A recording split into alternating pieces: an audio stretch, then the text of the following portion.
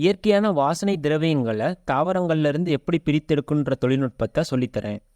முதல்ல உங்களுக்கு பிடித்த நறுமணம் தரும் பூக்களையோ வாசனை இலைகளையோ வேர் அல்லது மரப்பட்டைகளையோ சேகரிச்சுக்கணும். இந்த தாவரங்கள்ல இருக்கிற நறுமணம் எல்லாமே ஒரு குறிப்பிட்ட வெப்பநிலையில ஆவியாக மாறி காற்றில் பரவக்கூடியது.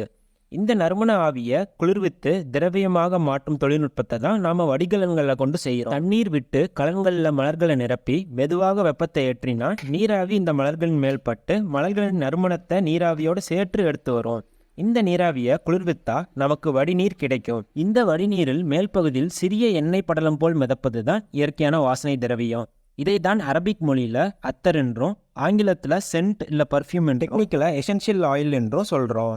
வாசனை திரவியங்களை அதனோட இயற்கையான மனம் மாறாமல் சேகரித்து புட்டியில் அடைப்பது வரையிலும் நிறைய நுணுக்கங்களும் நுட்பங்களும் இருக்கு. அதை மற்றொரு காணொளியில பார்க்கலாம். மலர்களிலிருந்து இயற்கையான மதிப்பு கூட்டும் நுட்பங்களுக்கு செங்காந்தல் மலரகத்தை பின்தொடருங்கள். நன்றி.